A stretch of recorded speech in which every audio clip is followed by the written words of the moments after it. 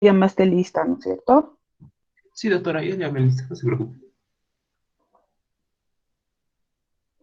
Listo.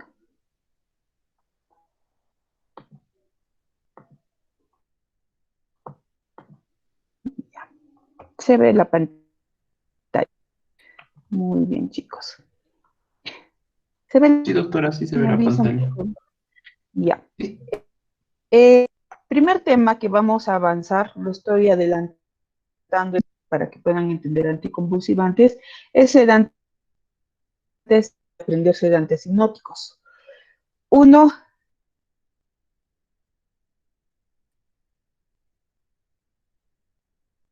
el hipnótico y otros términos más que vamos a ir viendo. ¿Cuál es el mecanismo de acción por el que produce la sedación? ¿Cuántos sedantes? O sea, la clasificación de los sedantes y qué efectos esos tienen. Y sobre todo la toxina de desarrollar sus compañeros ya en una exposición de... Está entrecortado, sino para cambiar de máquina, por favor, si me confirman más personas. sí, sí, doctora, estoy un poco Sí, entrecortado. doctora, te escucho, doctora. Ya, ya voy a cambiar, ¿ya? De audio.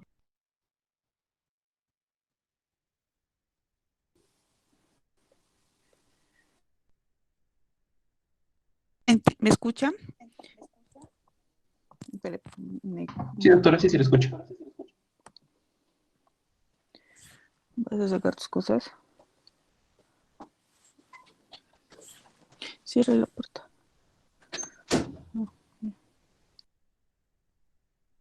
Aló, le disculpe la interrupción.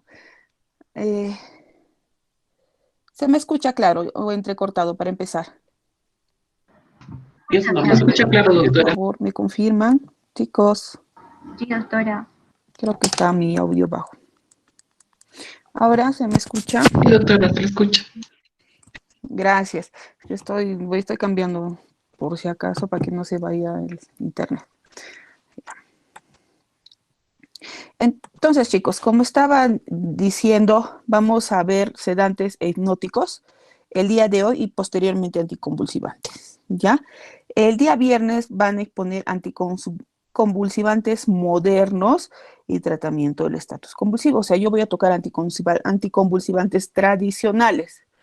El día lunes van a tocar lo que, si no me equivoco, es intoxicación por estos sedantes y por opiáceos. ¿Ya?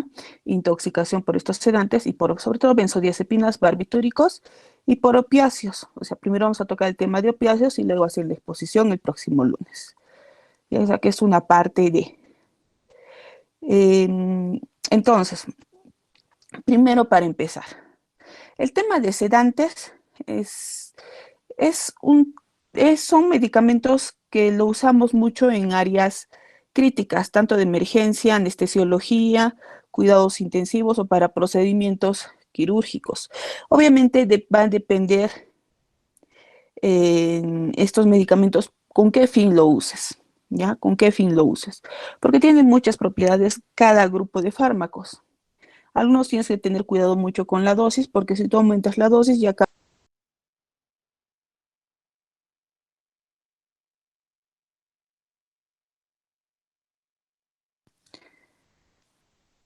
Listo.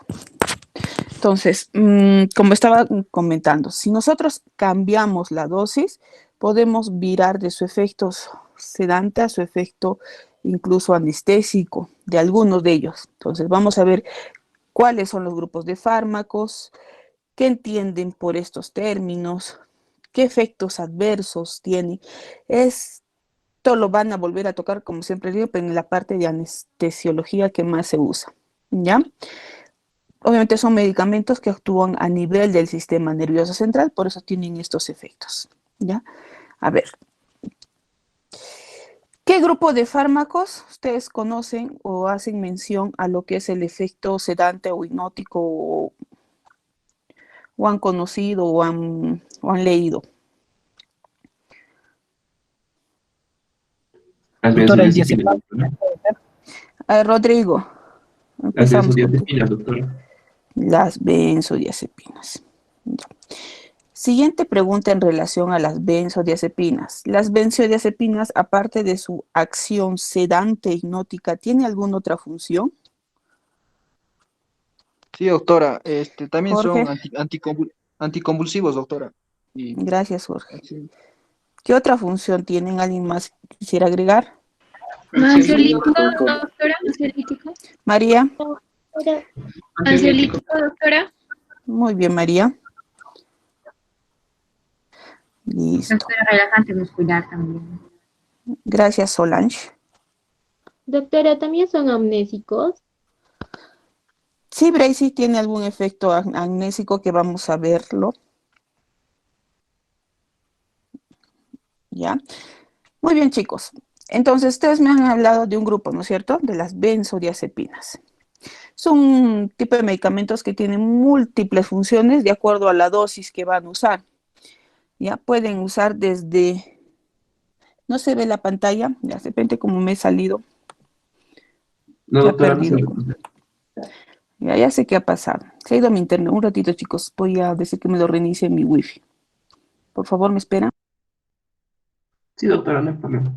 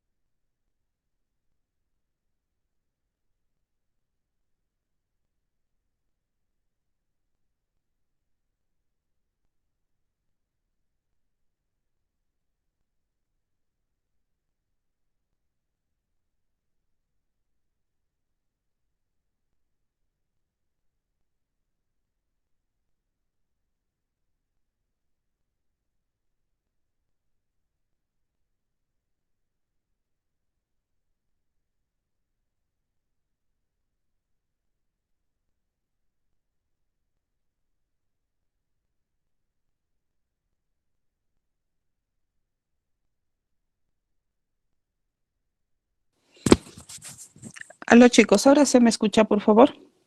Sí, doctora. Sí, sí, lo escucho. Ya lo reinicié. Espero que no vuelva a presentarse el problemita. Listo.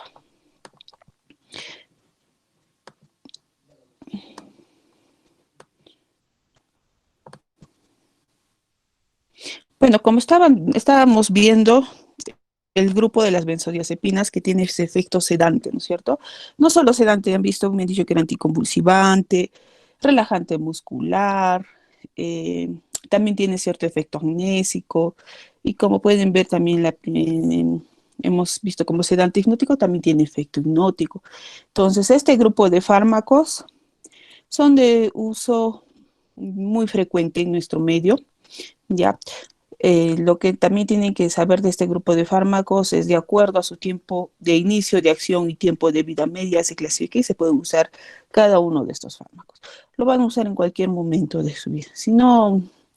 Si no es ahorita, cuando hagan el internado, estén chequeando qué medicamentos usan por ejemplo, cuando están en las emergencias. Por su efecto sedante lo usamos para procedimientos rápidos, ¿eh? Pero una benzodiazepina de acción corta, por ejemplo, para intubaciones, eh, para hacer algún procedimiento como colocación de catéteres, es decir, paciente está ansioso, etcétera. ¿Ya? Ahora, eh, por su efecto sedante también se puede usar en pacientes para inducir la sedación cuando están en ventilación mecánica. Tienen algún efecto hipnótico, sí, porque inducen el sueño, ¿no es cierto? Tienen todos esos efectos. Un poquito.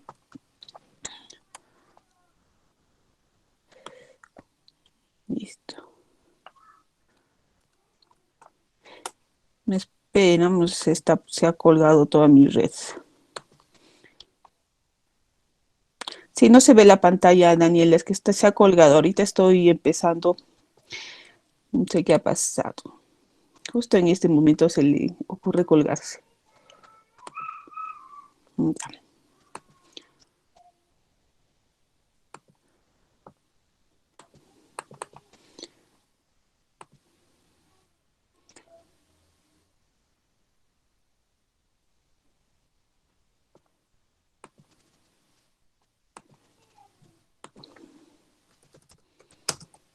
Así no vamos a avanzar si sigue colgándose la red como el día jueves. El día jueves, doctora, hubo un problema en el Meet y la señorita Kelly pidió de que las clases avancen en Zoom en caso de que se cuelgue el sistema. No, ahora es mi internet, parece. Internet tan lento. Bueno, pero lo vamos a solucionar.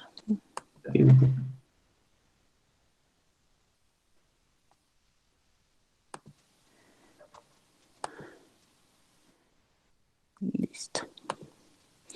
Quería presentar mi pantalla y se fue justo todo. Ya, ahora sí. Ya, listo. Entonces vamos a hablar de sedantes hipnóticos, ¿ya? Vamos a empezar con un caso clínico. Ashley Grace, por favor, léemelo este caso clínico, si ya, como ya se ve en la pantalla. Ya, doctora. En su revisión médica anual, una maestra de enseñanza media de 53 años de edad manifiesta que ha tenido dificultades para dormir y que después de lograrlo despierta varias veces por la noche. Estos episodios tienen lugar casi todas las noches, con consecuencias negativas en sus funciones de enseñanza. Ha intentado varios remedios de los que se venden sin receta para lograr el sueño, pero han sido de poca ayuda y ella experimenta sensación de resaca al día siguiente a su uso. Continúa, por favor. En general, su estado de salud es bueno, no tiene sobrepeso y no toma fármacos de prescripción. Bebe café descafeinado, pero solo una taza por la mañana. Sin embargo, ingiere hasta 6 latas de bebidas de cola de dieta al día. Toma un vaso de vino con la comida vespertina, pero no le gustan las bebidas en mayor graduación alcohólica. Ya. Entonces, gracias, Ashley. Con este pequeño caso clínico vemos, ¿no es cierto?, que tiene esta señora, bueno, esta profesora tiene dificultades para conciliar el sueño. Entonces, lo que nos tenemos que preguntar es qué otros aspectos de los antecedentes de esta paciente desearía conocer su médico, qué medidas terapéuticas le podríamos indicar a esta paciente para que pueda conciliar el sueño, o qué otras medidas farmacológicas o no farmacológicas prescribiría. Y si es medidas farmacológicas, ¿qué tratamiento farmacológico ustedes prescribirían? Entonces, aquí vamos a ver en este tema lo que son los fármacos del grupo de las benzodiazepinas, barbitúricos y algunos nuevos fármacos que tienen acción más que todo más específica que es hipnótica, ¿ya? Que son nuevos que han salido. Y compararlo con la acción farmacológica de estos dos anteriores, o sea, hay que ver qué efectos adversos tienen y qué efectos más deseados tienen los nuevos fármacos. Entonces, en esa parte nos vamos a enfocar. Al final vamos a ver qué tratamiento le vamos a dar a esta profesora, ¿ya? Entonces, aquí están todos los fármacos, pero no se va a tocar todos. Vamos a tocar las benzodiazepinas, los barbitúricos, algunos agonistas de los receptores de benzodiazepinas, que son de acción hipnótica, ¿ya? Lo que es antidepresivos, antiepilépticos, se toca en otro tema, ¿ya? Entonces, los tres primeros se va a tocar acá. Sobre todo las benzodiazepinas por esa acción sedante que tienen junto a los barbitúricos, ¿ya? Las intoxicaciones de estos dos ya lo van a tocar sus compañeros, como indiqué el día lunes. Listo. Entonces, hay que definir qué es ansiolisis, qué es efecto sedante y qué es efecto hipnótico, ¿ya? Lo vamos a repetir constantemente, entonces tienen que saber qué es el término ansiolítico, qué es el término sedante y qué es el término hipnótico, porque no es lo mismo. Aunque estos fármacos tengan estas propiedades, como les estaba indicando, de acuerdo a sus dosis, no es lo mismo tener el efecto sedante, obtengo el efecto sedante con la misma dosis que obtengo el efecto hipnótico. Ansiolítico, ya saben, su nombre lo dice, ansiolítico, reduce la ansiedad. Entonces, hay fármacos de este grupo que vamos a mencionar que te calman la ansiedad, pero hay ansiedad por situaciones psicológicas, ¿no es cierto? Otros son trastornos de ansiedad generalizada, etcétera, que le van a ver en psiquiatría. Entonces, hay que ver en qué momento dar estos ansiolíticos. Sedantes, como su nombre dice, sedación, que causan reducción de la alerta y del rendimiento motor intelectual. O sea, generalmente estos sedantes lo podemos usar en la gran mayoría para pequeños procedimientos, ¿ya? Para pequeños procedimientos o para largos en situaciones especiales cuando son pacientes muy críticos. Hipnóticos inducen el sueño, o sea, ayudan a dormir, ¿ya? Ayudan a dormir. O sea, hay grupos de fármacos que tienen esa acción, pero con algunos efectos adversos. Hay otros que son más modernos que no tienen tantos efectos adversos, ¿ya? Entonces, los hipnóticos producen somnolencia y también, aparte de que inducen, pueden mantener el sueño. Como les estaba diciendo, estos fármacos pueden pasar con pequeñas dosis desde su acción ansiolítica, y si tú no conoces las dosis o no reconoces el efecto que tú quieres inducir, puedes mandarlo incluso a depresión respiratoria o vasomotora, sobre todo en pacientes predispuestos, ¿ya? No es raro, por ejemplo, cuando queremos intubar a un paciente, ahora que se intuba mucho por esta situación de la insuficiencia respiratoria por la neumonía severa que hace, por ejemplo, el COVID, usamos uno de estos medicamentos. Por ejemplo, usamos una benzodiazepina. Ustedes conocen una benzodiazepina, han leído benzodiazepina de acción corta, porque para inducir la sedación solamente para efectos de hacer estos procedimientos rápidos de intubación, usamos una benzodiazepina en especial. Hay varias, pero una de acción sobre todo ultracorta. ¿Alguien conoce? ¿El midazolam, doctora? Ajá. ¿Quién me dijo? Jan. Sí, doctora Muñoz. Muñoz Giancarlos. Ya. Entonces, el midazolam, por ejemplo, lo usamos bastante para procedimientos cortos porque es de acción ultracorta, ¿ya? De inicio rápido. Y cuando lo colocamos, el paciente rápidamente tiende a la somnolencia. Se hace su reacción, se procede a la intubación. Pero ¿qué pasa si es un paciente anciano con problemas cardiovasculares? Estos medicamentos pueden producir no solo depresión del sistema nervioso central, sino depresión cardiovascular. Si es un paciente que está a las justas, con su presión límite, tiene otros problemas más asociados, puede llegar a la hipotensión. No solo con las benzodiazepinas, chicos, sino también van a ver con los barbitúricos. Cuando veamos opioides, también es muy frecuente este tipo de complicaciones. Entonces, hay que saber qué dosis de acuerdo a la situación y estar previstos con otros medicamentos para tratar de compensar esas reacciones adversas. Y eso lo van a ver mucho cuando estén pues rotando por emergencia, en medicina, etcétera. ¿Ya? Entonces, de su acción sedante, si queremos, utilizamos medicamentos hipnóticos que tienen esa acción más específica de inducir el sueño, pero si nos vamos aumentando las dosis, podemos llegar, en el caso, por ejemplo, de los barbitúricos con pequeñas dosis que modifiquen, hasta la anestesia y depresión respiratoria y vasomotora y muerte. Entonces, por eso hay que tener mucho cuidado de las dosis que se usan, porque se puede ir solamente de la sedación, que era lo que querían buscar, se pueden ir hasta la hipotensión, coma o muerte. Si no saben detectar estas complicaciones, pueden matarlo a su paciente. Listo.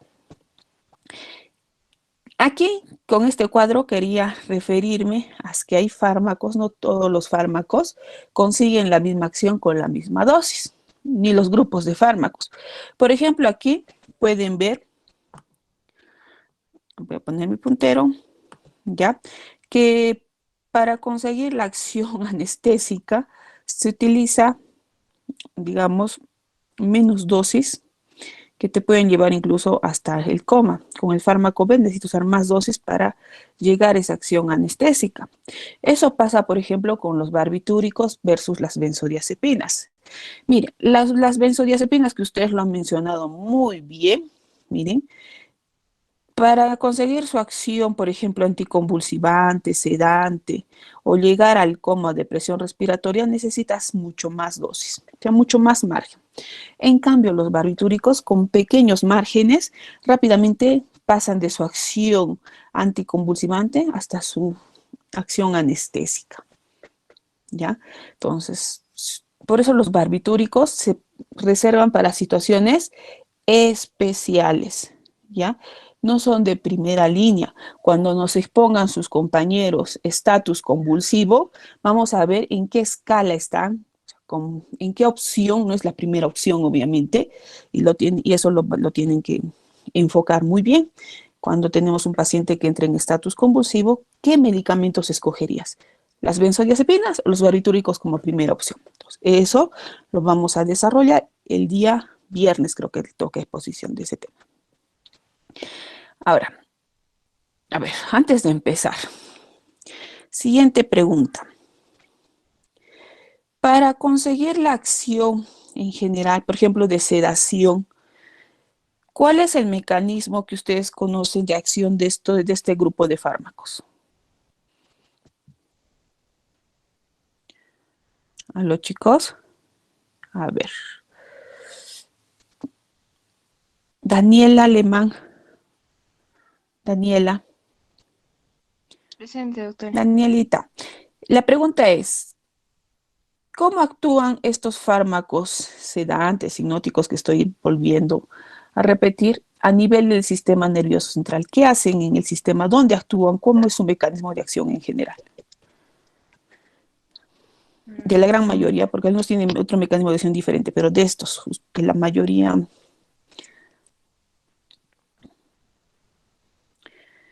Ya, voy a la otra pregunta. Daniela, tú misma. ¿Cuál es el principal neurotransmisor inhibitorio del sistema nervioso central?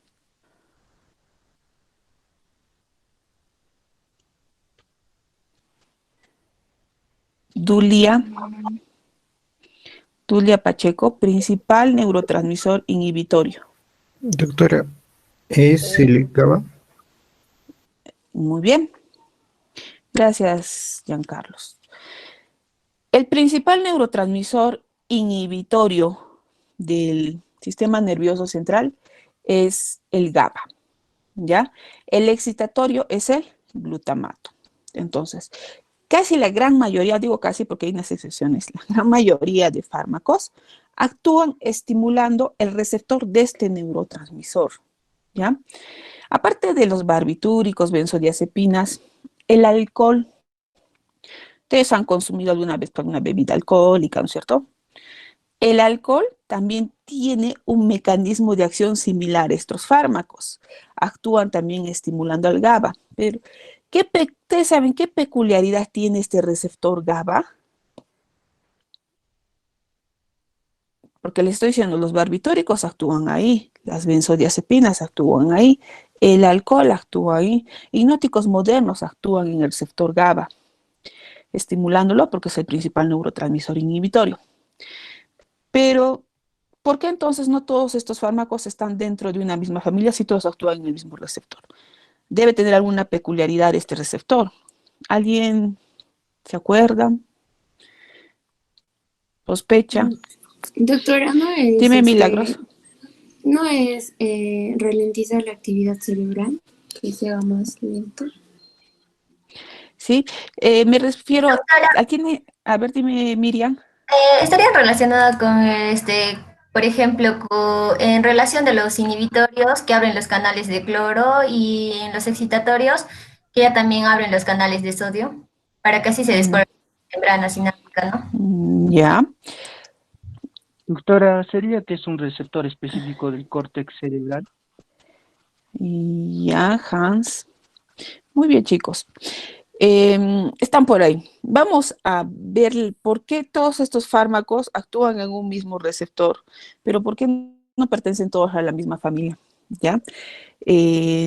Por eso es que me he pasado. Miren, para que tengan esa acción sedante, les estaba diciendo que tienen que estimular la acción GABAérgica, ¿no es cierto? ¿Por qué? Porque el GABA es el principal neurotransmisor inhibitorio por excelencia en el cerebro.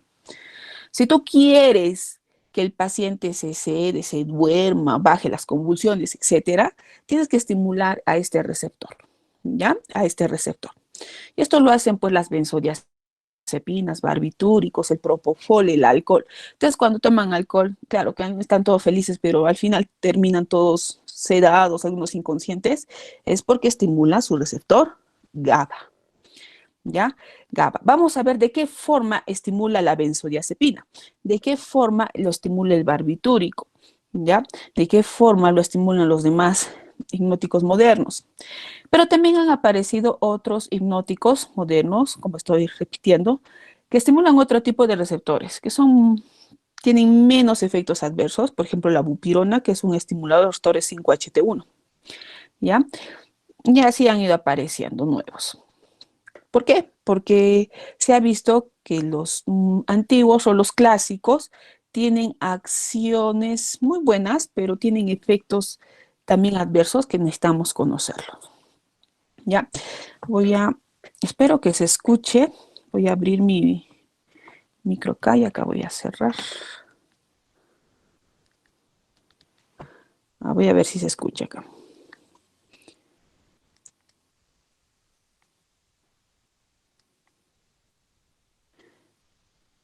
Esperen. Voy a abrir mi micro.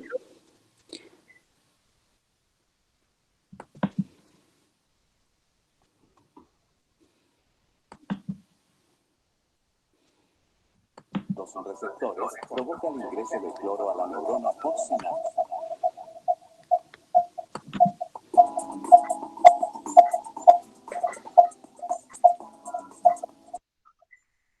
¿Cómo actúan las sustancias químicas depresoras? Veamos el ejemplo del GABA, principal neurotransmisor cerebral inhibitorio. En la sinapsis, donde se libera ácido gamma, amigo neurotransmisor, conocido como GABA, la unión de sus moléculas con los receptores provoca el ingreso de cloro a la neurona postsináptica, lo que inhibe la propagación del impulso nervioso, ya que la membrana de la neurona se hiperpolariza. Esta señal inhibitoria finaliza cuando el GABA se libera de su receptor y es recuperado por el botón de la neurona presináptica, donde es metabolizado o se puede almacenar en vesículas. Los agonistas del GABA, como las benzodiazepinas y el alcohol, también se pueden unir a los receptores del neurotransmisor, provocando la entrada de cloro con iguales efectos postsinápticos. Si ambos tipos de moléculas coinciden con la hendidura sináptica, se unirán simultáneamente a los receptores de GABA, lo que va a promover una mayor entrada de cloro a la neurona postsináptica, incrementando el efecto inhibitorio de este neurotransmisor.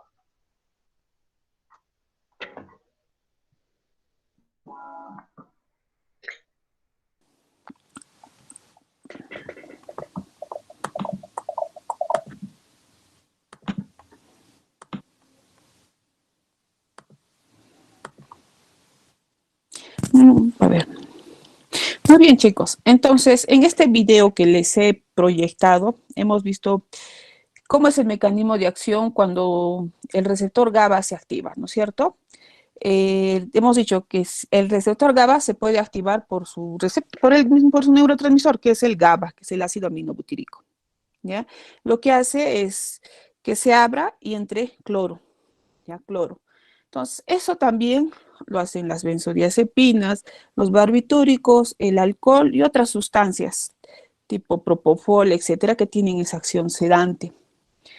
Y otras acciones más, o sea, disminuyen el impulso nervioso al hiperpolarizar a la célula por la entrada de cloro. O sea, cuando hablemos de hiperpolarización es porque el cloro ha entrado, ¿ya? Así actúan la mayoría, pero ¿qué diferencia tiene la benzodiazepina, del barbitúrico, del alcohol, si todos actúan en el mismo receptor? Esa era la pregunta. Miren, este es el receptor GABA. Tiene una peculiaridad. El receptor GABA tiene, como pueden ver, 2 unidades beta, 2 unidades alfa, una unidad gamma. ¿Ya?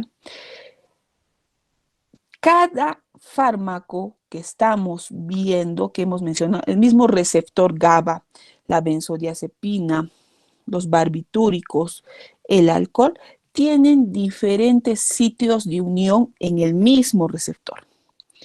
Ya, no es que se unen todos en un mismo lado, tienen diferentes sitios de unión en el mismo receptor. ¿Ya? Su mismo receptor se une en un lugar diferente, como pueden ver, a la benzodiazepina. ¿Quién me dice que es el flumazenil? ¿Quién es? Dime, Rodrigo. Doctora, es el antídoto. ¿Antídoto de para quién? las benzodiazepinas. Muy De la- bien. Entonces, el flumazenil lo vamos a tocar el día viernes. Perdón, el día lunes ya, no el viernes. Se utiliza sobre todo en pacientes para tratar de revertir el efecto de las benzodiazepinas, ¿ya? De las benzodiazepinas. Vamos a ver otra pregunta que siempre les hago del flumazenil es, por ejemplo, si actúa en el mismo receptor GABA, ¿por qué no revierte el efecto de los barbitúricos, que también actúan en el receptor GABA? ¿Por qué solo revierte el efecto de las benzodiazepinas? ¿Alguien sabe? Y todo está explicado en este gráfico. Esa pregunta siempre les hago. ¿Por qué creen? Miren, Doctora, ¿podría ser porque va a bloquear justamente la acción de las benzodiazepinas? Justamente en el receptor pues se ve que en una parte exactamente se va a unir, entonces lo que haría es que inhibe esta parte. ¿ya? Algo así por ahí, Nicole. Mira, si te das cuenta, el unión del flumazenil está cerca al sitio de acción de las benzodiazepinas, pero más no de los barbitúricos. O sea, no revierte el efecto de los barbitúricos. Cuando sus compañeros nos hablen de intoxicación por benzodiazepinas, por barbitúricos, el tratamiento obviamente se parece en una parte en lo que es el ABC, pero el tratamiento específico es, digamos, diferente. El manejo es diferente en la parte, digamos, más específica. En la parte general, porque es intoxicación, todas las intoxicaciones A, B, C, D, E, siempre es así, pero en la parte de tratamiento específico varía, ¿ya? Por eso es que el flumazenilo no revierte las intoxicaciones por barbitúricos, más sí por benzodiazepinas, ¿ya? Entonces, no se olviden que el receptor GABA tiene 5 sitios alostéricos o 5 subunidades, perdón, y cada fármaco tiene diferente sitio de unión. Obviamente todos al final, ¿qué hacen? Abrir ese receptor y que entre cloro para hiperpolarizar a la célula y ya no se transmite el impulso nervioso o el impulso nervioso, ¿no es cierto? Porque hiperpolariza la célula. ¿Listo? Esto es lo mismo, solo que acá nos muestra el sitio de unión del alcohol. Entonces, miren, yo tengo mi receptor GABA y su función del GABA cuando se une a su sitio es aperturar ese canal para que entre más cloro. Con la benzodiazepina hago que entre mucho más cloro del que solo entraría cuando se estimula con el receptor GABA. Entonces vamos a ver el grupo de las benzodiazepinas y ustedes ya me han dicho ya muchos de sus efectos que deseamos según la dosis, ¿ya? Según la dosis. Obviamente las benzodiazepinas se unen en los receptores GABA y aperturan los canales de cloro, ¿no es cierto? Para que se hiperpolarice eso debe estar bien claro. Las benzodiazepinas tienen la peculiaridad de ser liposolubles. ¿Qué quiere decir liposolubles? De atravesar fácilmente membranas. Por eso es que tienen esa acción en el sistema nervioso central rápida, obviamente de acuerdo a su inicio de acción, o de su característica química. Pero así también como atraviesa el cerebro, atraviesa otras membranas. Por eso es que no se usa o está contraindicado en darle a una madre gestante, a una madre que está lactando, porque puede deprimir a su bebé. La clasificación va a depender de su inicio de acción y de su tiempo de vida media. Algunos lo clasifican solo en acción corta, media, larga.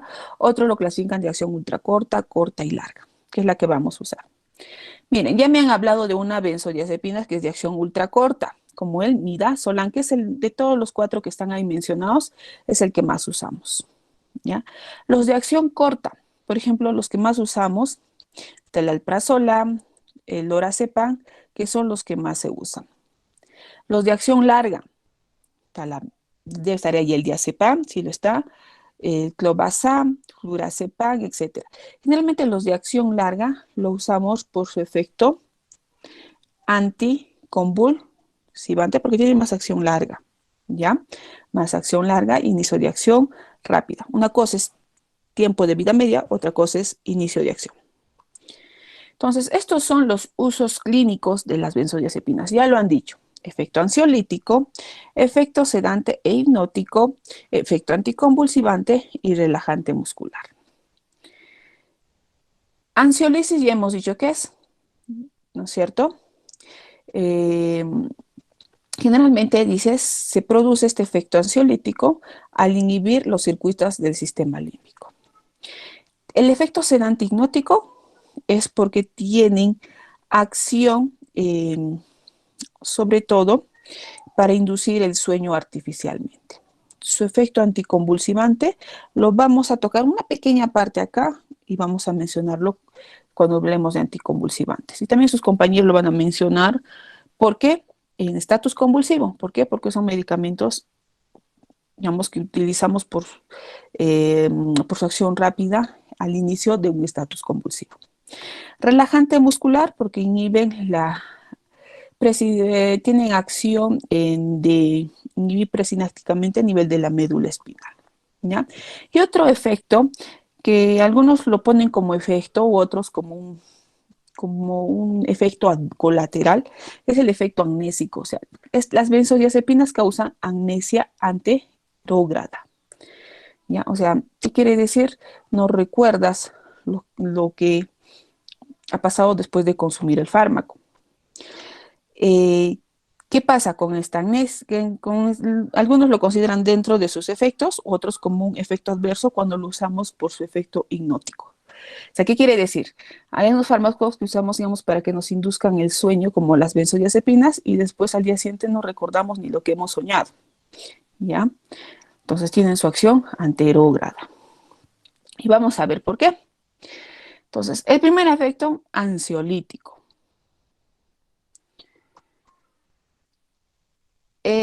Las benzodiazepinas, hemos dicho, que se pueden clasificar de acuerdo a su inicio de acción y a su tiempo de vida media y duración. ¿Quién sabe cuál de estas que estoy mencionando, de fármacos ansiolíticos como tipo benzodiazepinas, tiene la acción ansiolítica, digamos, más potente o la que está en primer lugar, si quiero escoger dentro de todas estas benzodiazepinas? Diazepam. Diazepam, doctora. Sandra me dice diazepam. ¿Alguna otra opción?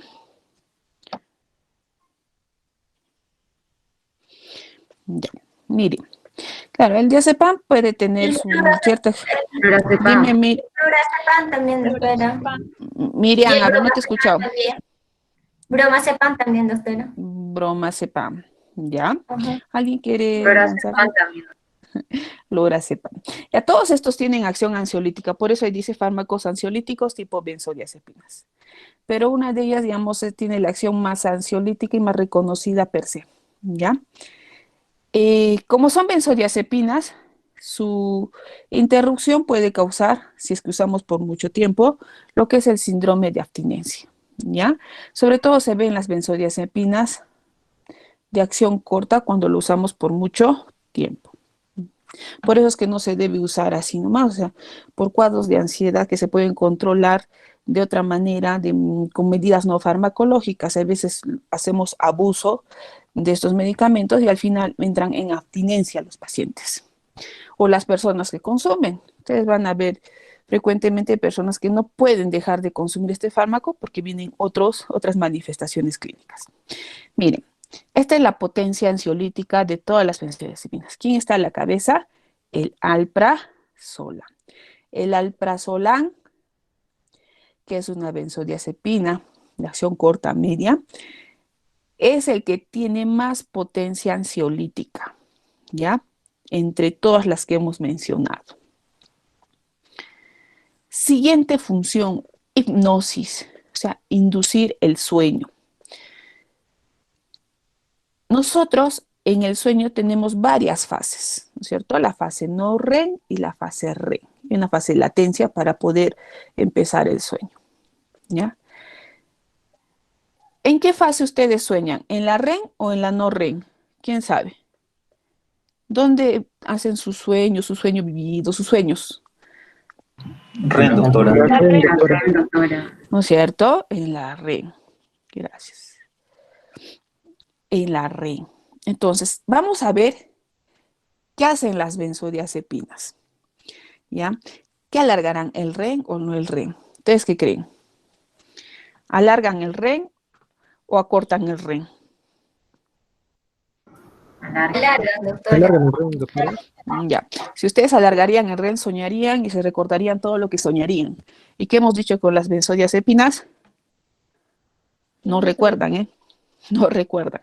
Entonces, las benzodiazepinas disminuyen la duración del sueño REM, por eso es que no recuerdan, chicos. O sea, a ver, tómense un clonazepam.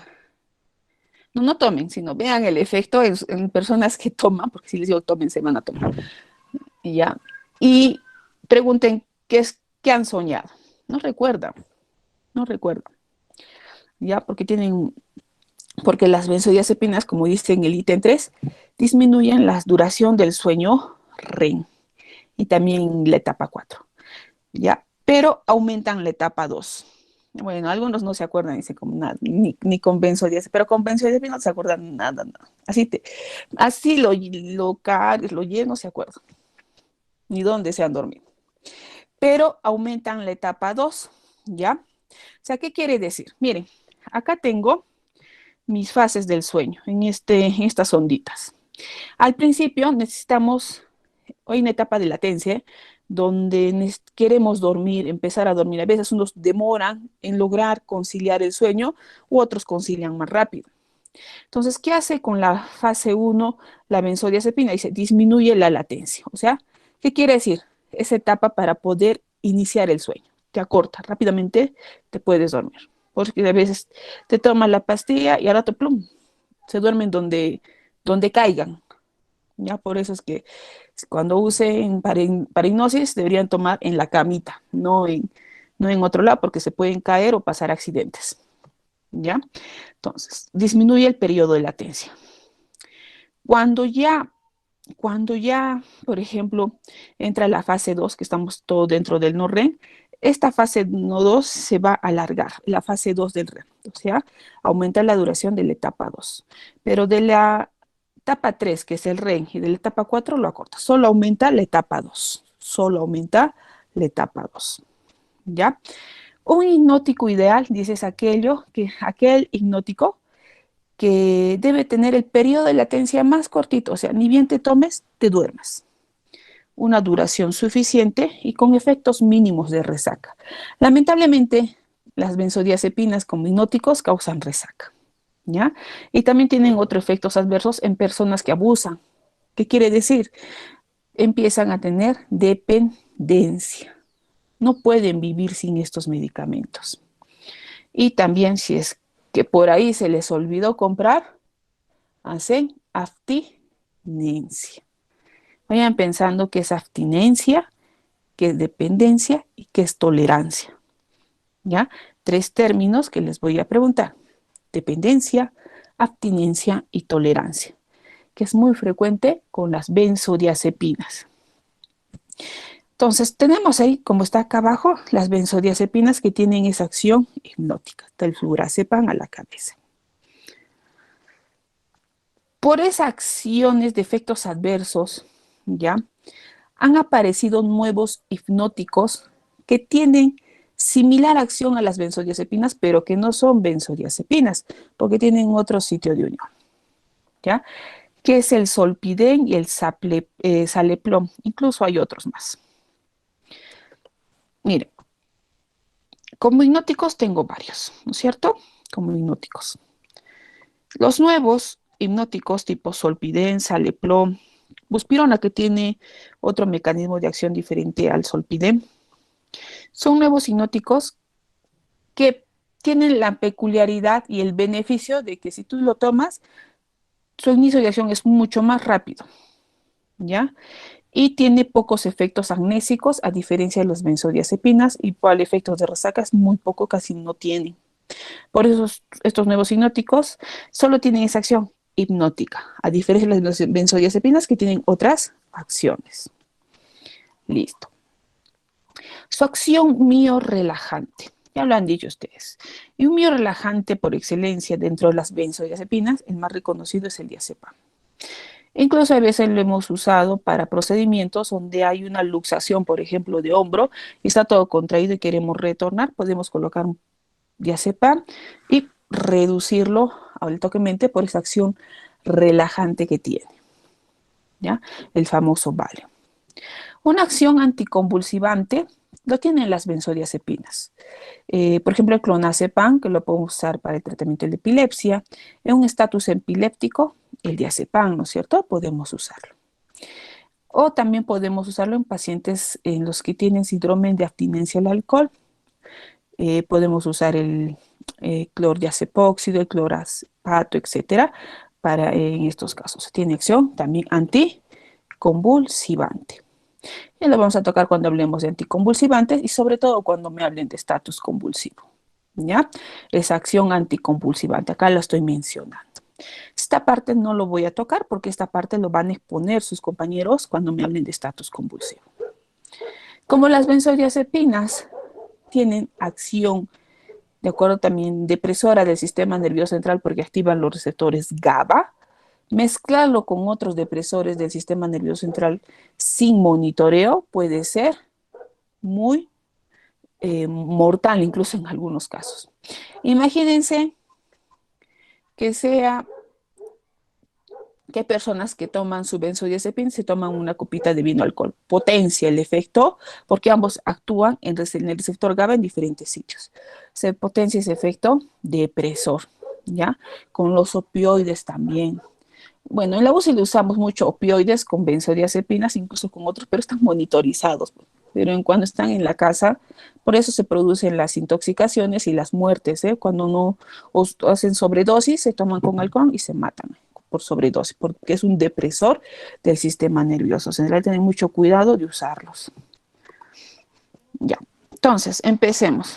Les estaba diciendo que las benzodiazepinas, no son las benzodiazepinas, sino también los barbitúricos y también los opioides que lo vamos a ver posteriormente, tienen efectos indeseables, sobre todo cuando consumimos por mucho tiempo, ¿ya?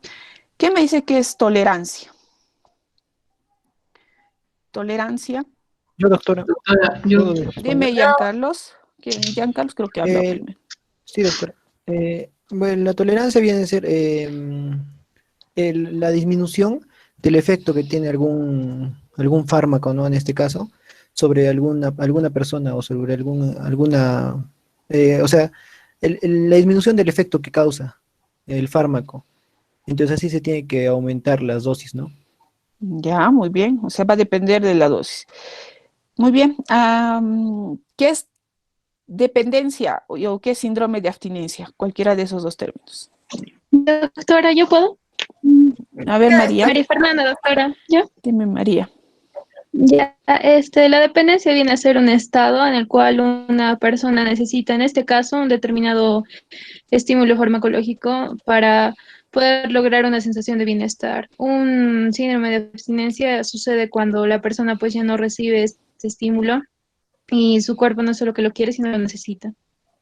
y son ¿Ya? determinadas situaciones que le da debido a esta dependencia que no está recibiendo el estímulo. Listo. ¿Algo más que quieran agregar, chicos? Ya, doctora, en relación Dime, Miriam. al síndrome de abstinencia, este van a ser un conjunto ya sea de signos y síntomas, como lo dice síndrome, de tanto de malestar al suspender el consumo ya sea de una droga o de un fármaco, ¿no? Ya. Listo. ¿Alguien más que quisiera aportar? Ya, doctora Nilo Paucar. Dime, Nilo. El síndrome de abstinencia es la unión de reacciones físicas o corporales que ocurren cuando una persona deja de consumir una sustancia a la que es adicta. Ujú. Ya. Listo, chicos. ¿Alguien más para continuar? Entonces vamos a corroborar sus definiciones, que están muy bien. ¿Ya? Entonces, ¿qué pasa como con las benzodiazepinas? Ahí dice, un consumo crónico nos puede llevar a estos tres efectos adversos, ¿no es cierto? Hay personas que dicen, voy a consumir solamente porque estoy ansiosa o no puedo dormir, como en el caso clínico, ¿eh? Si es que no lo dirige esto un médico o alguien que tenga conocimiento del uso de estos fármacos, puede hacer un consumo excesivo y escoger una benzodiazepina no adecuada, si es que consume benzodiazepina, y llevar luego a estos efectos adversos, ¿ya?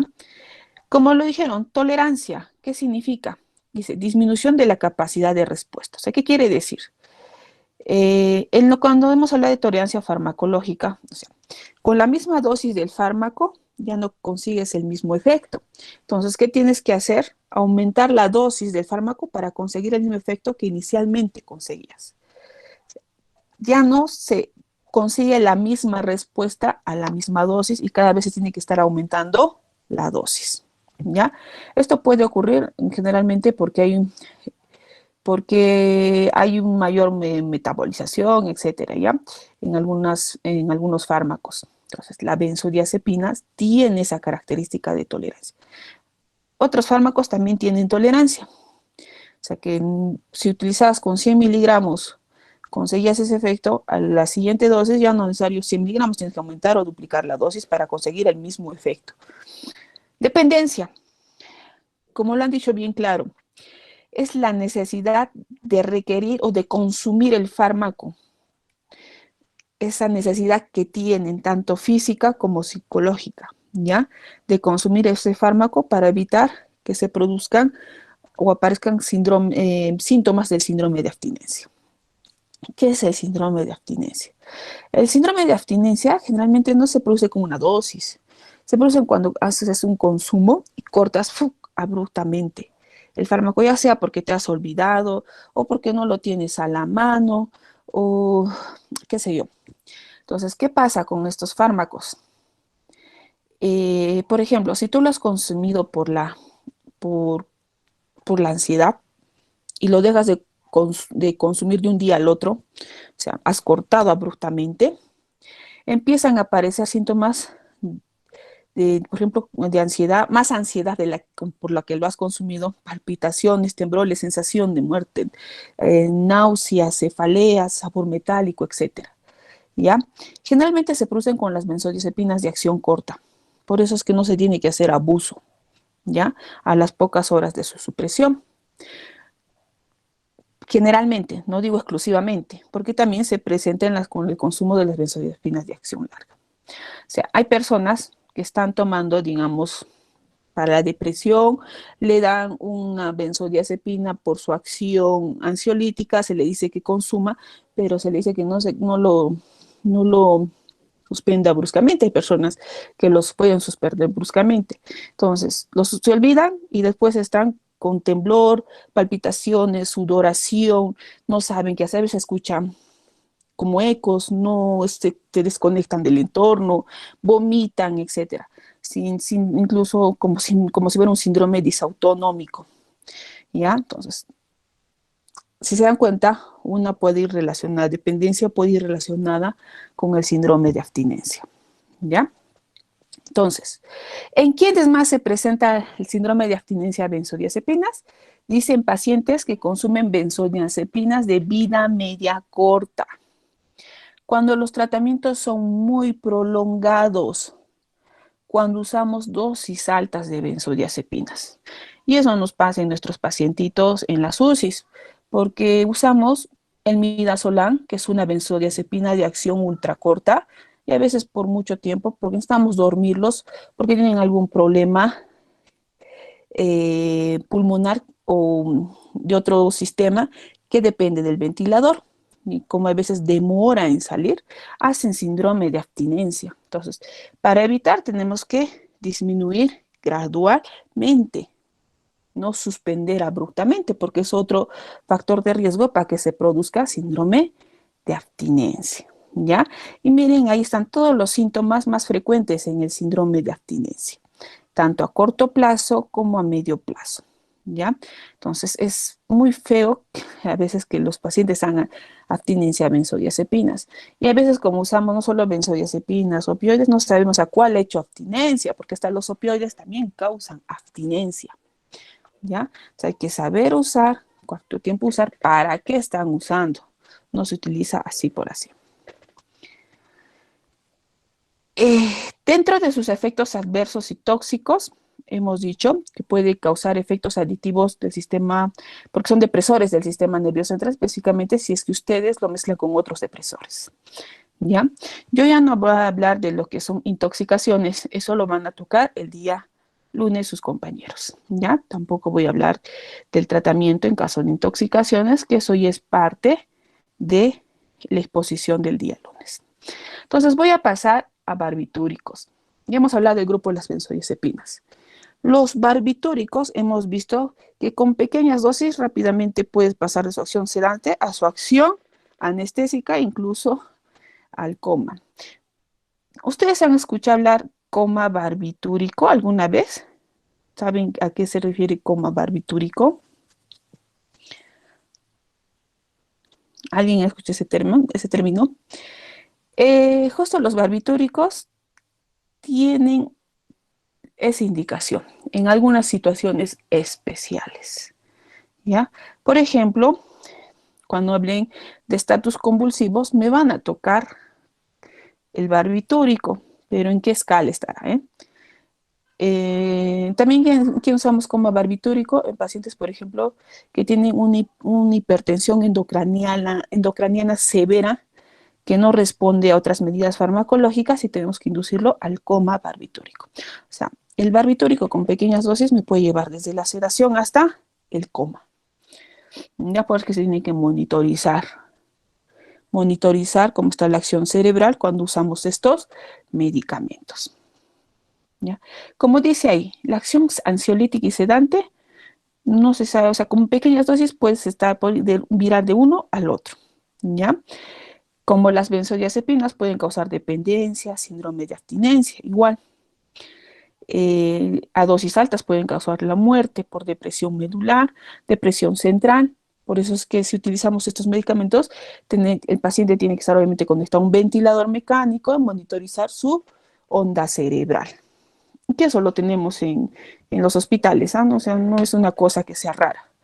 Inducimos al coma, le ponemos como unos chupones y vemos cómo está su electroencefalograma, si está en coma o no está en coma. Es como inducido, por ejemplo, así se llama. Otra característica del barbitúrico es un inductor. ¿Qué significa inductor, chicos? Inductor enzimático. Eso es de Pharma 1. A ver, ¿qué es inductor?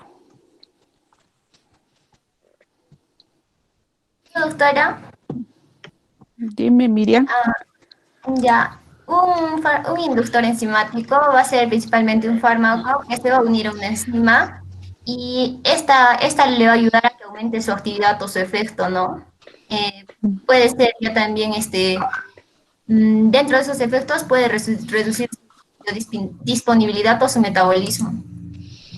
Ya, ¿alguien más que quiera agregar? Que es respecto a un inductor enzimático.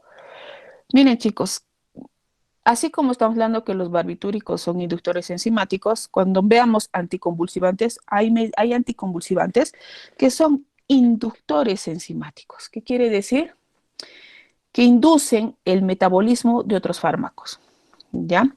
inducen el metabolismo de otros fármacos. Entonces, por ejemplo, si tomamos un barbitúrico con, siempre les pongo este ejemplo, un barbitúrico por su acción anticonvulsivante, por ejemplo, con un anticonceptivo oral u otro inductor enzimático, induce el metabolismo del anticonceptivo.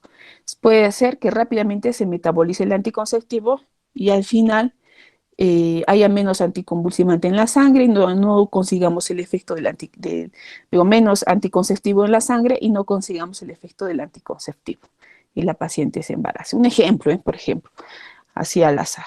Entonces, inducen el metabolismo de otros fármacos.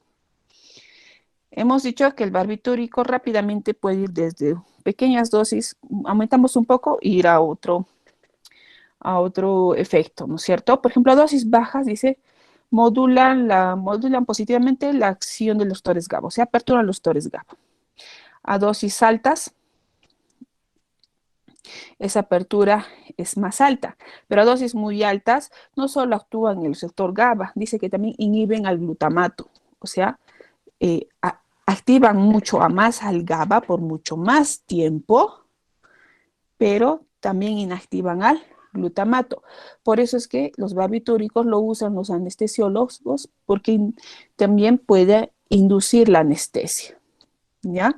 Entonces, no es muy frecuente, no es infrecuente que los anestesiólogos usen un barbitúrico para inducción de anestesia, ¿ya? De anestesia general sobre todo. Es de absorción rápida, ya se metabolizan en el hígado. Ya cuando me hablan de intoxicación por barbitúricos me van a decir si es un ácido, cómo hacemos para eliminar barbitúrico de la sangre en casos de intoxicación.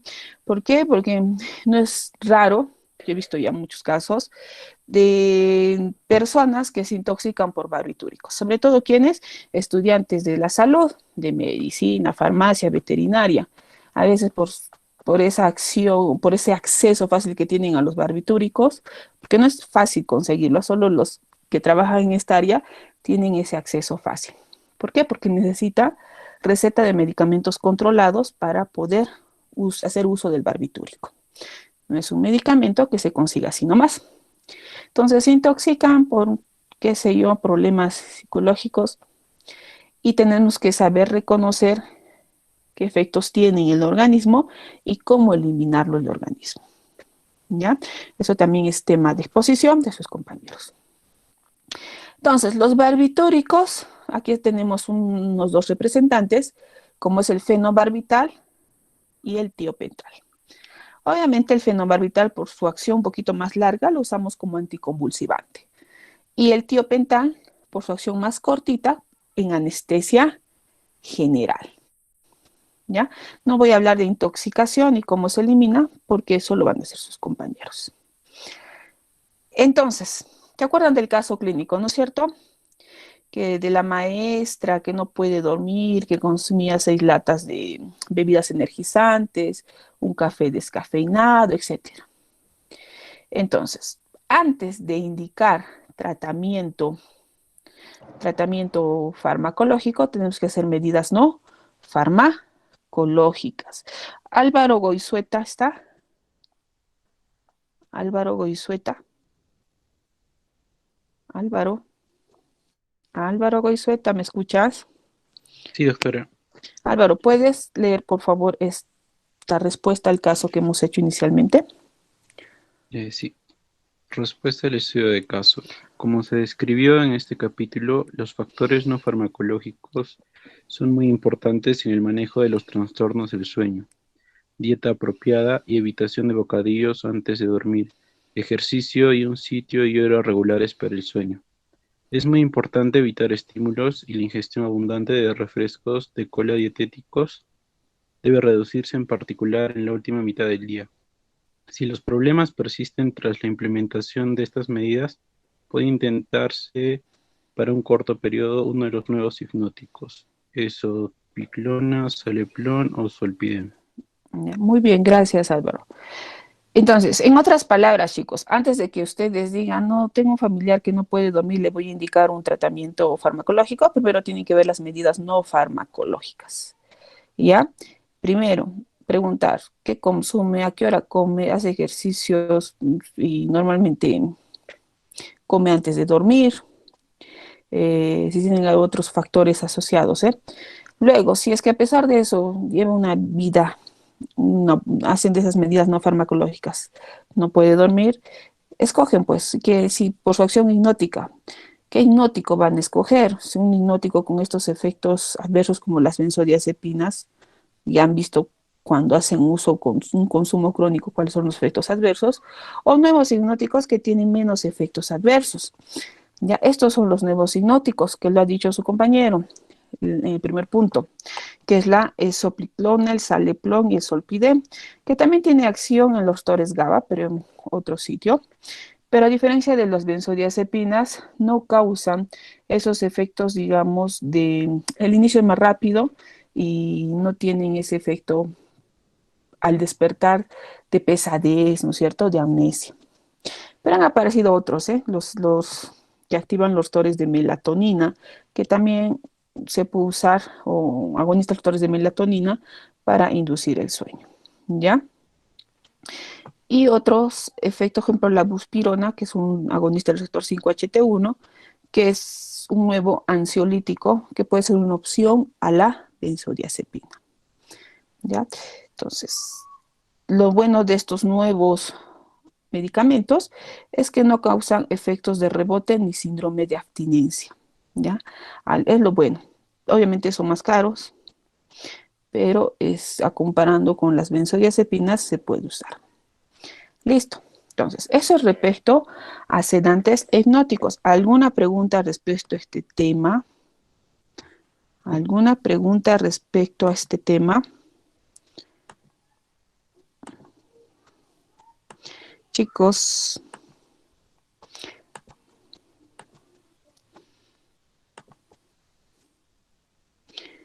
Doctorita. Dime, Nilo. Doctora, una consulta. Sí, doctorita. Si bien estaba hablando sobre los efectos que podría causar estos tipos de fármacos en personas, digamos, que comen en la forma de dieta, lo que nos estaba mencionando, ¿qué pasaría si le dan, digamos, digamos, un medicamento en estos pacientes, ¿no? Digamos, que tienen una dieta o comen, ¿qué efectos causarían? No te entiendo, o sea, hablando de las benzodiazepinas, Nilo. Sí, doctorita. O Como sea, nos dice que se debe ya. dosificar de acuerdo al tipo. Claro, por ejemplo, en el caso clínico, ¿no es cierto? Antes de que tú inicies tratamiento farmacológico, igual que cualquier enfermedad, tienes que evaluar tus medidas o su tratamiento no farmacológico o ver por qué este paciente no duerme. En el caso de que quieras usar porque tiene insomnio, porque si tú vas a usar benzodiazepinas y se ve con mucha frecuencia, tú pregunta cuántos usan benzodiazepinas y por cuánto tiempo. Se ve mucho el efecto de la dependencia y es lo que se quiere evitar. Por eso es que han aparecido en el mercado nuevos anticonvulsivantes. Obviamente con una dosis no vas a tener efecto de dependencia, pero estas personas, como han visto que con la primera dosis consiguen conciliar el sueño, hacen un uso abusivo y crónico. Y actualmente están vendiendo así benzodiazepinas de manera libre. No debería ser la venta libre, pero lo encuentran fácilmente y eso hace que haya dependencia y abuso de estos medicamentos, ¿ya? Obviamente, cuando hay dependencia y si por ahí no es como una droga, pues no consiguen su medicamento por X motivos, hacen abstinencia y van a parar las emergencias psiquiátricas. Ese es el problema, de que estos medicamentos, tanto por un consumo así abusivo, empiezan a hacer abstinencia y dependencia, y eso es malo, porque es difícil sacarlos de esos cuadros. Es como si estarían tomando alcohol, igual hacen abstinencia, los alcohólicos hacen abstinencia, es una droga que causa mucha dependencia. Por eso es que no se debe usar así nomás. Si van a usarlo por su efecto hipnótico o ansiolítico, tiene que ser bajo supervisión médica, y para qué tipo de enfermedad. Si la ansiedad se puede, por ejemplo, la ansiedad se puede tratar con medidas no farmacológicas o otras medidas, por ejemplo, relacionadas a hacer otro tipo de actividades, mejor, ¿no es cierto? De repente está ansioso por ciertos problemas, situaciones de su medio entorno, etcétera, entonces se podría manejar. Por eso es que no se debe hacer un consumo crónico, ¿ya? Ahora, hay personas que lo pueden tomar ocasionalmente, eso es raro si es que son personas muy estrictas y muy cuidadosas en cuanto, porque hay personas así que solo raras veces toman, bueno, pueden tomar, pero la gran mayoría, a veces por ese efecto que consiguen, que dicen que feliz me siento, lo consumen crónicamente y las consecuencias son las que les he mencionado. ¿Alguna otra pregunta? Sí, doctorita, disculpe, si mal no entendí. Dime, Nilo, primero. Sí, doctorita, disculpe, en la diapositiva anterior, si bien estaba mencionando sobre lo que es en el tipo de dieta, si hace ejercicios y todo eso, por eso eso era la pregunta. ¿Qué tipo de relación tenías? Digamos, es una persona que tiene una dieta muy diferente o no. Es que, claro, lo que en el caso clínico, es que esa respuesta de esa diapositiva está en relación al caso clínico que hemos leído al principio. En el caso clínico decía una maestra que, o sea, tiene factores, digamos, ambientales que provocan que la persona no pueda dormir, ¿ya? ¿Cómo que es? Puede estar comiendo antes de dormir, obviamente una mala digestión no te va a ayudar a conciliar rápidamente el sueño. Come comida abundante, rica en proteínas, carbohidratos, etcétera. No hace ejercicios o consume mucha cafeína, ya sea en bebidas energizantes, etcétera. Todas esas cositas tú tienes que corregir primero, ¿ya? Porque le puedes dar la pastilla, pero va a seguir con lo mismo, entonces va a decir, no, nunca puedo empezar a dormir, entonces siempre se puede volver dependiente del medicamento porque no has corregido lo otro, ¿ya? Entonces, cualquier enfermedad que ustedes vean tiene tratamiento farmacológico y tratamiento no farmacológico. Obviamente acá nos enfocamos en el tratamiento farmacológico, pero tienen que conocer que otras medidas más pueden ayudar a disminuir ese problema por el cual se está indicando el tratamiento. No sé si me has entendido, ni Laura.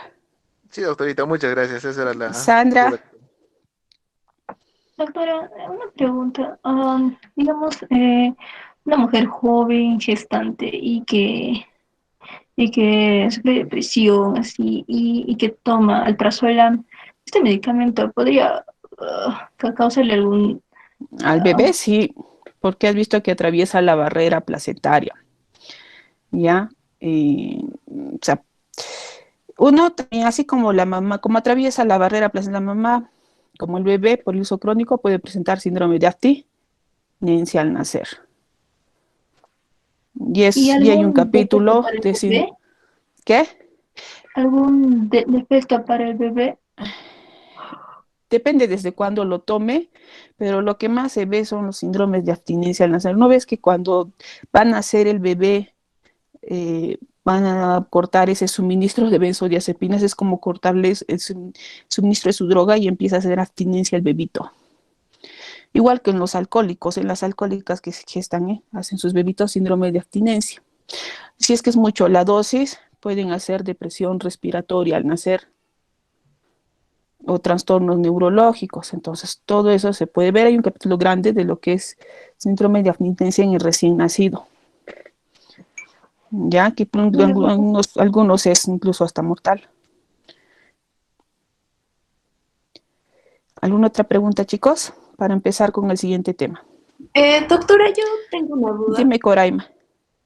Con respecto a la melatonina que dicen que esta incluso no causa tolerancia, entonces, ¿por qué se dice que se tiene que haber, o sea, que si uno lo toma, después de un tiempo tiene que haber descansos, o sea, dejar de tomarla? ¿Por qué se toma y tiene que haber descansos? Coraima, ¿me dejarías averiguar esa parte? Porque esa parte no No te lo puedo responder, pero voy a anotarme y te lo voy a... Ya, gracias, doctora. Ya, la melatonina y me dices y descansos, solo voy a averiguar. Hay cosas que si no sales, mejor lo leo y lo averiguo, o lo averiguamos entre todos. Listo, ¿alguna otra pregunta? Ya, bueno, vamos a empezar lo que son anticonvulsivantes, para que también quede claro para los chicos que van a poner anticonvulsivantes modernos, ¿ya? Ustedes saben, es muy frecuente ver en los hospitales o alguna vez va a llegar un paciente que venga convulsionando. Como dice convulsión, es un trastorno transitorio de la conducta causado por una activación desorganizada, sincronizada y rítmica en algún grupo poblacional de neuronas, ¿ya? La epilepsia es un trastorno de la función cerebral, ¿ya? Que puede surgir periódicamente a través de una convulsión. Estatus epiléptico, ya nos van a definir sus compañeros, pero aquí está. Son crisis convulsivas prolongadas mayores de 30 minutos o se repiten al menos dos crisis, pero sin recuperar la conciencia entre las mismas, ¿ya? La epilepsia puede ser idiopática o sintomática. Idiopática cuando no conocemos la causa, ¿ya? No conocemos la causa. Es alguna alteración genética, etcétera. Y las secundarias pueden ser las secundarias a traumatismos, tumores, qué sé yo, problemas orgánicos. Como pueden ver, también podemos clasificar a las crisis, a las convulsiones en crisis focales o generalizadas. ¿Ya? Focales o generalizadas. Si son focales, son parciales, ¿eh? Se producen descargas en un foquito, y pueden quedarse ahí o generalizarse. ¿Ya? En cambio, las generalizadas, empieza la afectación en ambos hemisferios. Por eso en el electroencefalograma se ve alteración en todas las ondas. ¿Ya? Generalmente pérdida de conciencia. Así se dividía. Bueno, también se está hasta el momento llevando esta clasificación, pero con otros nombres, en crisis parciales y crisis generalizadas, ¿ya? Las parciales pueden ser simples, complejas o secundariamente generalizadas. Y las generalizadas, que casi van a ver siempre, que son las tónico-clónicas, o anteriormente llamadas gran mal, las crisis de ausencia, llamadas anteriormente petit mal, las atónicas, tónicas, clónicas y mioclónicas. ¿Ya? Va a depender de qué predomina. Es una clasificación antigua. Actualmente se le está cambiando un poquito el nombre, pero casi tiene el mismo contexto. Igual, convulsiones de inicio focal o convulsiones de inicio generalizada. ¿Ya?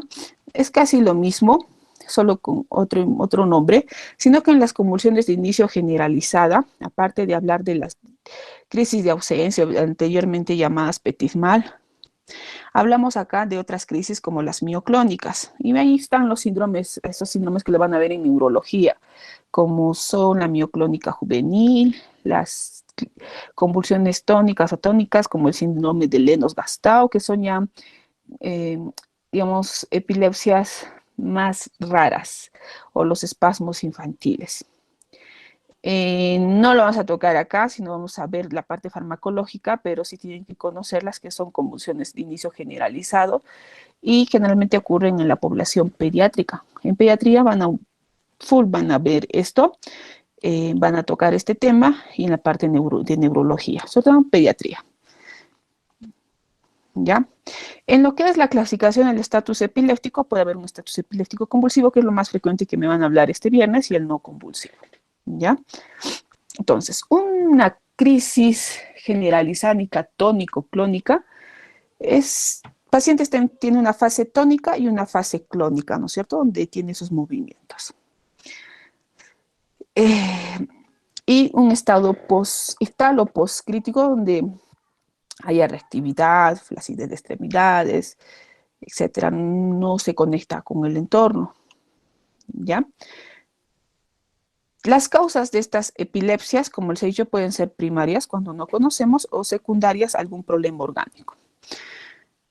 En nuestro medio, una de las causas frecuentes en Cusco es la neurocisticercosis. Ya es una causa secundaria de epilepsia. Pero lamentablemente, como es frecuente, por si estos pacientes que convulsionan, hay que descartar este tipo de problemas por la zona donde vivimos. Pero también puede ser tumores, malformaciones, etc. ¿Por qué se producen las crisis? Porque cuando hemos hablado de benzodiazepinas, hemos hablado de receptores GABA y glutamato, ¿no es cierto? El GABA es el neurotransmisor inhibitorio por excelencia. El glutamato es el neurotransmisor excitatorio. Para que uno no convulsione ni esté en estado excitado o deprimido, tiene que haber un equilibrio entre ambos. Un equilibrio. ¿Ya? Entonces, tiene que haber ese equilibrio. De lo contrario, si es que predomina el glutamato y disminuye el GABA, va a haber esas descargas que se manifiestan en esas crisis convulsivas. ¿Ya? También saben, y esto es la parte de lo que es el potencial de acción, así como en cardiología, en neurología también se toca, que para que el potencial de acción o para que se despolarice una célula tiene que entrar sodio y calcio, ¿ya? A la célula. Y luego viene la fase de repolarización, donde sale potasio. Entonces, en base a esto, es que también se han creado los medicamentos anticonvulsivantes que bloquean los canales de sodio o calcio, ¿ya? Que bloquean los canales de sodio y calcio. Esto no los voy a volver porque es lo mismo que dice que el principal neurotransmisor excitatorio es el glutamato y el inhibitorio es el GABA, ¿ya? Miren, con el tiempo se han ido descubriendo más anticonvulsivantes. Obviamente los que dicen los anticonvulsivantes que van desde el año 1970 hasta 1970, incluso un poco más, son los clásicos o tradicionales, ¿ya?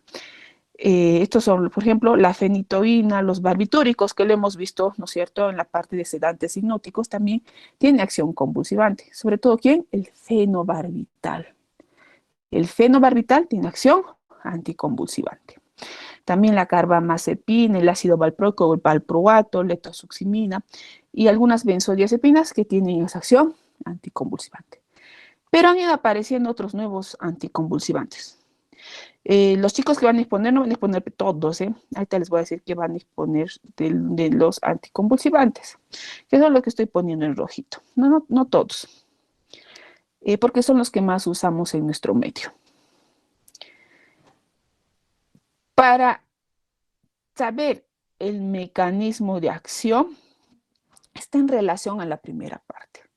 Como pueden ver, un anticonvulsivante, para que baje las convulsiones, puede potenciar el efecto GABAérgico, o sea, el efecto del neurotransmisor inhibitorio, ¿no es cierto? O puede disminuir el efecto del glutamato, o bloquear los canales de sodio o calcio. Entonces, o acción mixta. Entonces, los anticonvulsivantes tienen esos mecanismos de acción. Actúan en el receptor GABA, potenciándolos, como las benzodiazepinas barbitúricos, disminuyen el efecto excitatorio del glutamato o bloquean los canales de sodio, calcio, o hacen una combinación de estos. ¿Ya? Entonces, hoy día, ya es 5:30, vamos a tocar solo los anticonvulsivantes clásicos, solo los clásicos.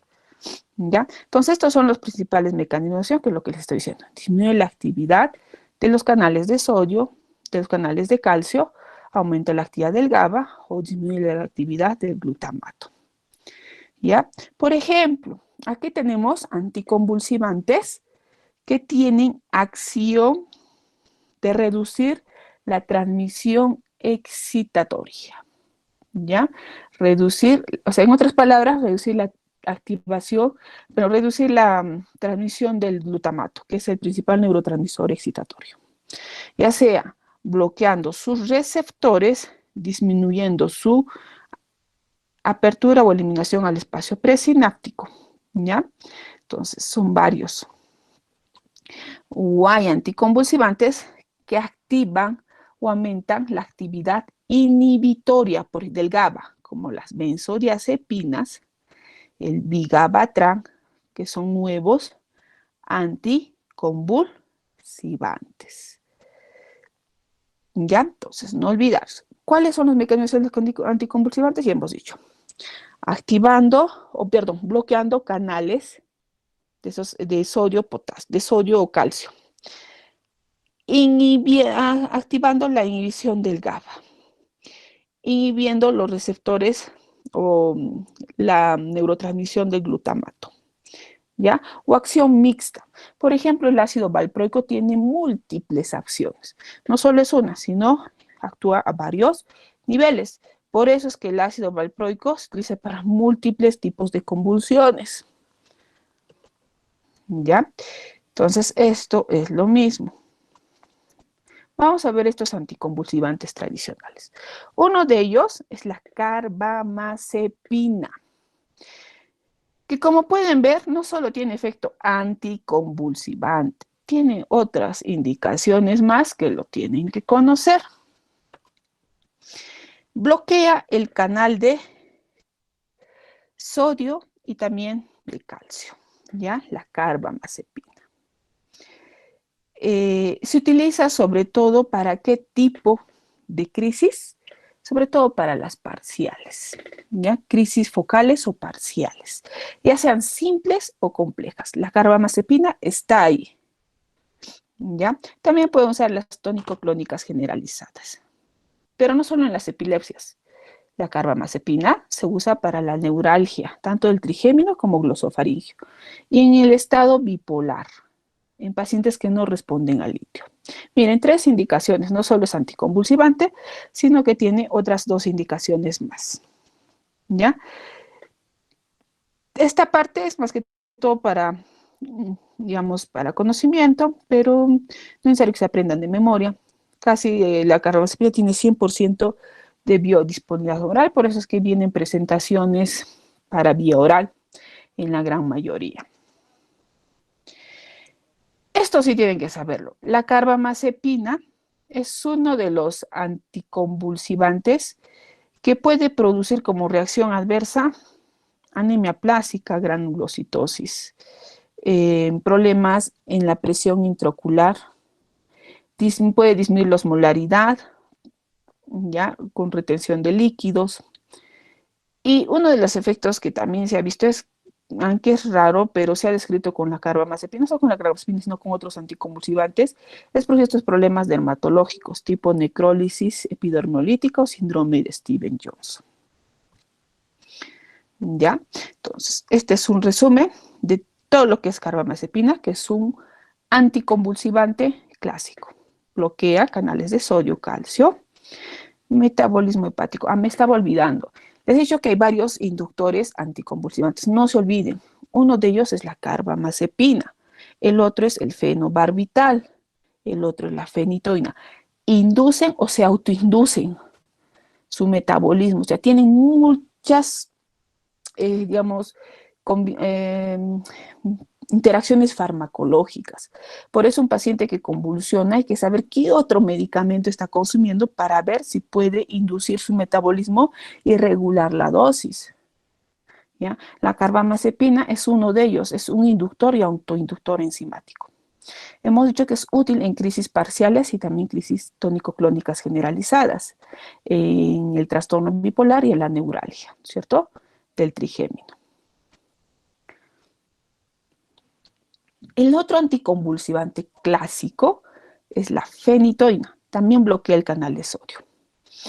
Pero a diferencia de la carbamazepina, esta fenitoína está contraindicada, claro, la fenitoína está contraindicada en las ausencias y en las mioclonías, porque puede empeorarlas.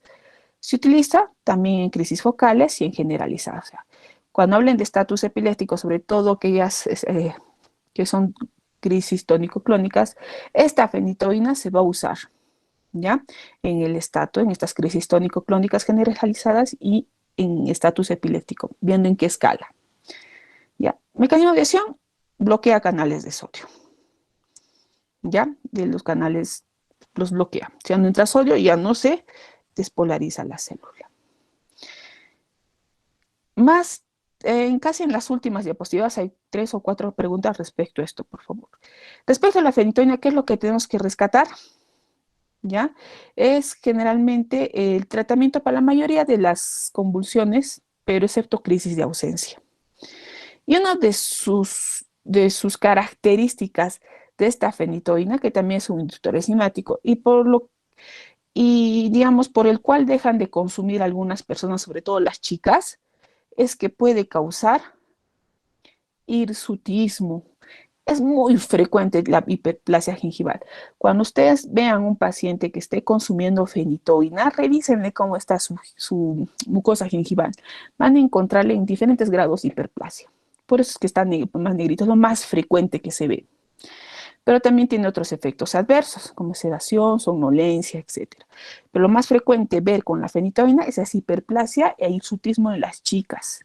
Es teratogénico, o sea, no deben consumir fenitoína las mamás, porque pueden causar fisura palatina, deformidades en las manitos o pies de los bebés. Otro efecto adverso descrito con la fenitoína es el síndrome del guante púrpura. ¿Qué pasa? La fenitoína se cristaliza. Cuando ponemos en una vía periférica, puede causar estos fenómenos de extravasación del medicamento, porque empiezan a edematizarse y a ponerse morado esas zonas, esa extremidad cercana donde se ha canalizado la vía. Porque se le pone diluido, lento, verificando que no se cristalice este medicamento. Listo. Entonces, no olvidarse, carbamazepina tiene 3 indicaciones, ¿ya? Es un inductor enzimático. Fenitoína no se usa en crisis de ausencia.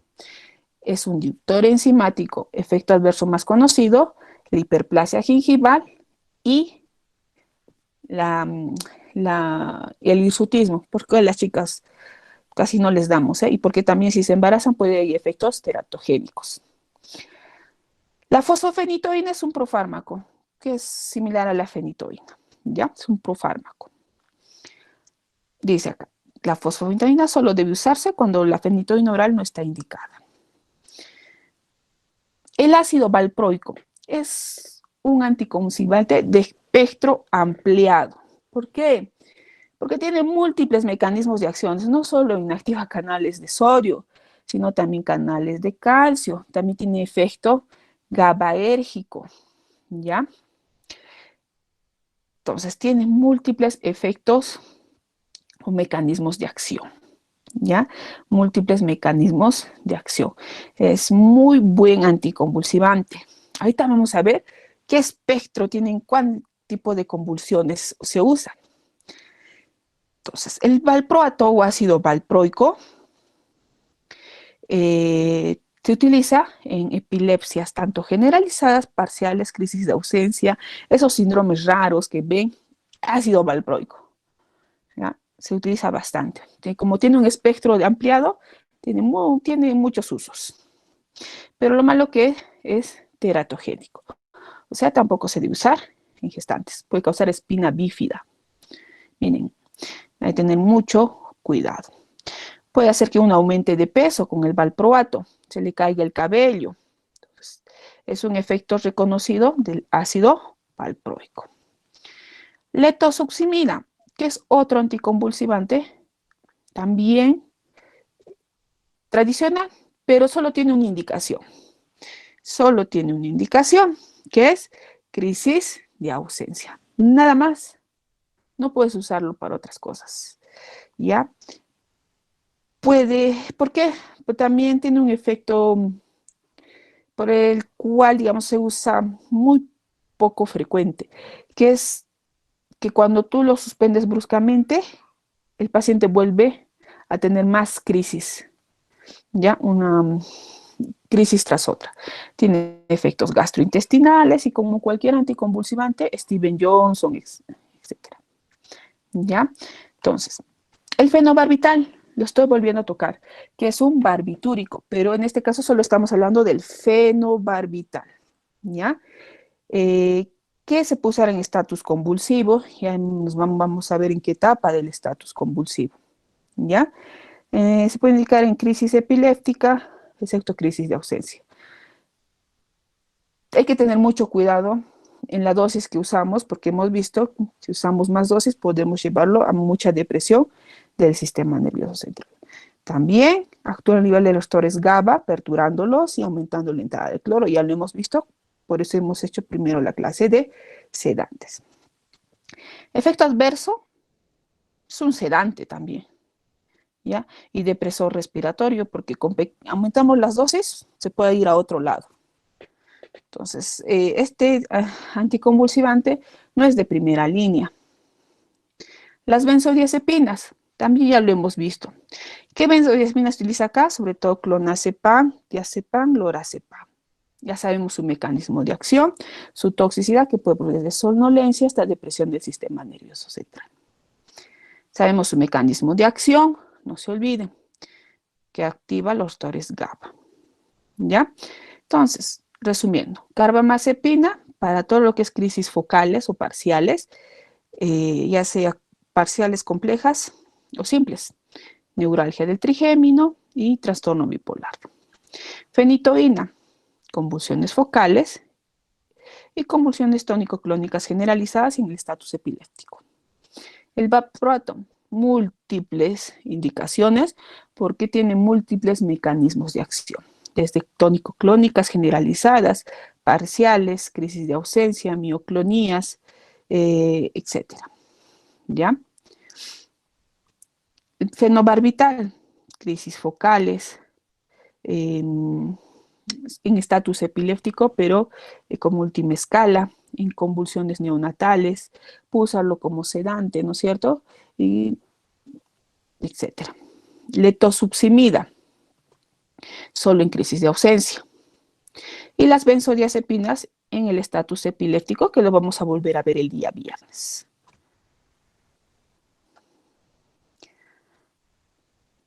¿Ya? Como el diazepam, que aparte de su acción anticonvulsivante puede tener otras acciones como hemos visto en benzodiazepinas, acción sedante, ansiolítica, etcétera, ¿no es cierto? Ya, entonces estos son otros anticonvulsivantes nuevos que lo vamos a tocar el día viernes. Por eso es que quería hacer. Ahora, este cuadro, presten mucha atención, por favor. Miren, Valentina, pero son tantos anticonvulsivantes, ¿qué escogemos, no es cierto? Si se dan cuenta, el ácido valproico se utiliza, como pueden, voy a poner mi puntero, se utiliza para casi todos los tipos de convulsiones generalizadas, desde crisis tónico-clónicas, solo ataques, convulsiones tónicas, convulsiones clónicas, convulsiones mioclónicas y crisis de ausencia. Muy bueno por su espectro de acción. Incluso lo podemos usar como segunda línea para crisis parciales, ¿ya? Por ese amplio mecanismo de acción. La carbamazepina, de primera línea en todas las crisis parciales. Otra indicación, neuralgia del trigémino, trastorno bipolar. Letosuximide, solo para crisis de ausencia. Solo para crisis de ausencia. La fenitoína, lo podemos usar en crisis focales o parciales, pero no como primera línea. Y en generalizadas, también lo usamos, sobre todo en el estatus epiléptico. ¿Ya? Y las otras modernas que nos van a hablar sus compañeros, que han ido apareciendo y han mejorado, digamos, sus efectos. Claro, cada medicamento tiene efectos adversos, pero se puede asociar incluso a estos medicamentos clásicos cuando no se consigue controlar la convulsión, ¿ya? Por ejemplo, ¿alguien sabe qué es el término de epilepsia refractaria a tratamiento? ¿Alguien entiende ese término?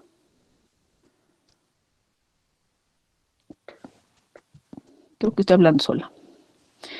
Milagros Pumacayo. Milagros, ¿estás ahí? Milagros. Doctora, Milagritos, ¿tú entiendes qué es o alguna idea de qué es de qué es tratamiento refractario de una convulsión refractaria de tratamiento médico?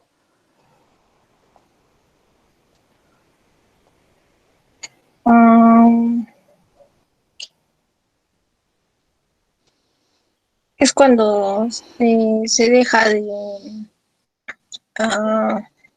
responder la medicación a la enfermedad. Ya, ¿alguien No. más?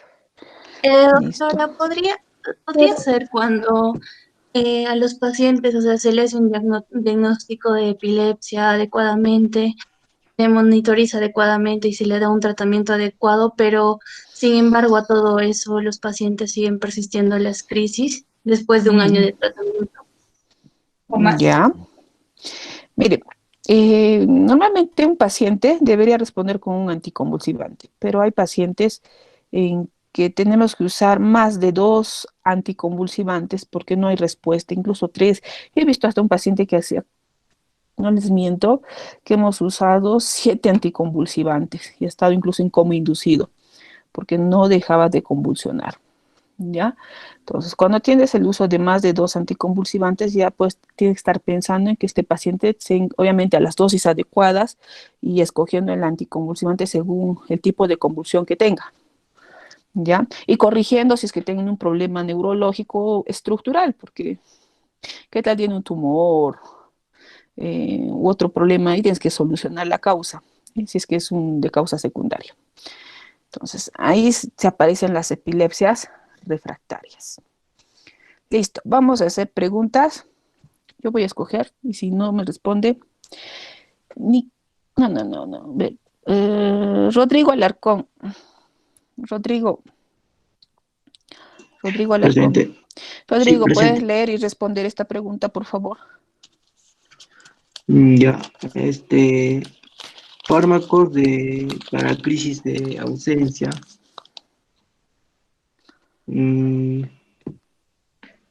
Sería la A y la B, doctor. ¿Ya? Entonces, muy bien, Rodrigo. Miren, fármacos para crisis de ausencia, aquí está, crisis de ausencia. Podemos usar el ácido valproico porque es un de espectro ampliado y la etosuximide, ¿no es cierto? Listo. Gracias, Rodrigo. Mari Carrión.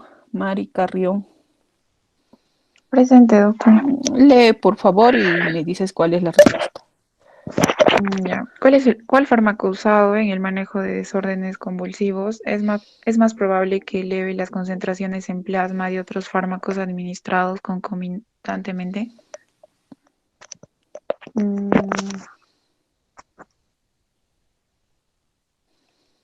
¿De qué fármaco tiene muchas interacciones farmacológicas?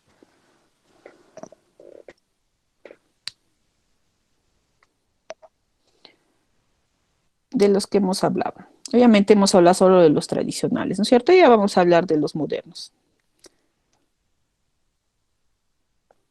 Les estaba diciendo, chicos, la carbamazepina es igual que otros fármacos, tiene múltiples interacciones farmacológicas, ¿ya? Ya que tiene metabolismo hepático y puede inducir o autoinducir su propio metabolismo. Stephanie Alessandra.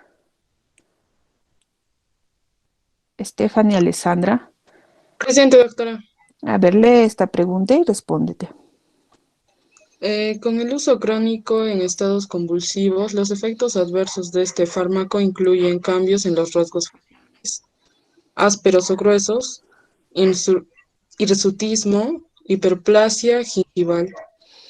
¿Cuál de estos fármacos te puede producir estos efectos adversos? Que es clásico de este fármaco. Fenitoína, doctora. Muy bien. Ya, la fenitoína. Rosemary Cutipa.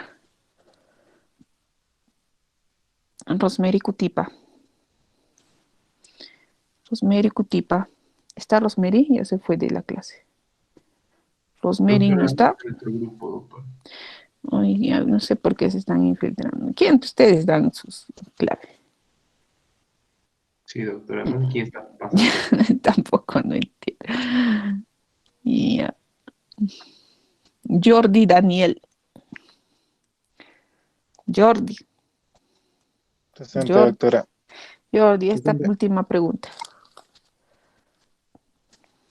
Ya. La suspensión abrupta de los fármacos anticonvulsivos puede resultar en un incremento en la frecuencia y severidad de la crisis. La suspensión o retiro es más fácilmente acompañada si el paciente está siendo tratado con...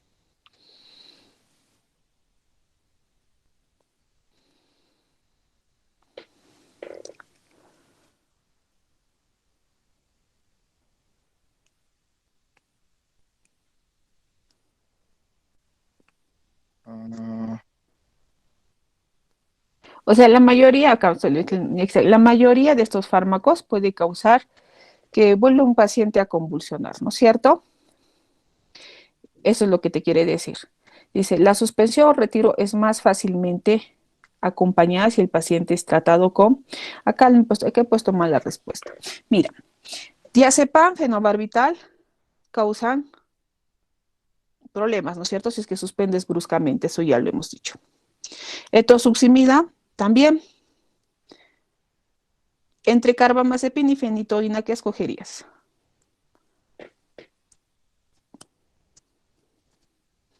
de la carbamazepina. Acá he puesto, acá voy a cambiar la respuesta porque he leído mal aquí no es, la etosuximida puede causar, aquí es la respuesta, es otra.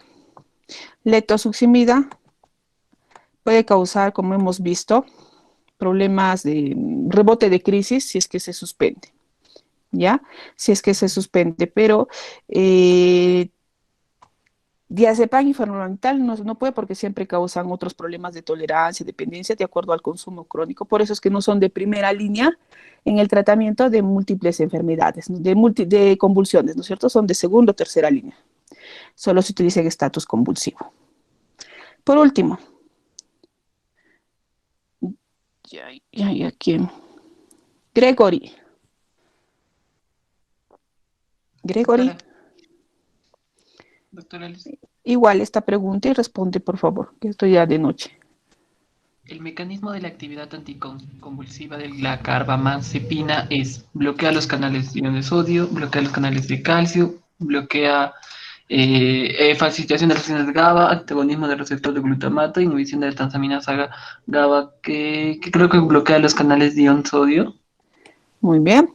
Entonces, casi la mayoría de los fármacos, tanto fenitoína como carbamazepina, tiene ese mismo mecanismo de acción. Bloquear los canales de sodio. Listo. Ya les voy a dejar la respuesta porque había sido las 6. Entonces, ya nos van a hablar sus compañeros de anticonvulsivantes modernos el día viernes y lo que es estatus convulsivo. Esta diapositiva se lo voy a colgar, ¿ya? Porque esa es la parte de mí, pero eso ya les da como exposición a sus compañeros para el día viernes. Que vamos a tocar anticonvulsivantes modernos y estatus convulsivo, sobre todo estatus convulsivo, cómo es el manejo, cómo reconocer, qué hacer primero, ¿ya? ¿Qué medicamentos dar?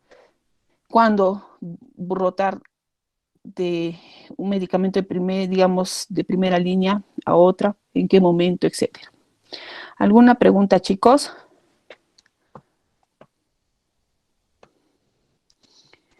¿Alguna pregunta? Porque es las 6, tengo que entrar con el otro grupo. Bueno, un favor, no se olviden, el día viernes hacemos la exposición de esta partecita que falta. Nos vamos a enfocar más en lo que es estatus convulsivo, solo algunas características de los anticonvulsivantes modernos, ¿ya? Pero lo que quiero más se enfoquen es a reconocer, definir un estatus convulsivo y el tratamiento que van a dar, ¿ya? Y por qué se da, y cuál es la escala y en qué momento dar el medicamento que ustedes han elegido. Reconocer qué tipos de estatus epiléptico hay, ¿ya? A quienes qué tipo de tratamiento se da, porque miren, ven que en este cuadro hay dos tipos de estatus convulsivo y no convulsivo. Listo, chicos, nos vemos el día viernes si no hubiera ninguna otra pregunta. Está bien, doctora, muchas gracias. Ya, cuídense. Gracias, doctora. Hasta luego. Gracias, doctora. Gracias, doctora. Gracias, doctor.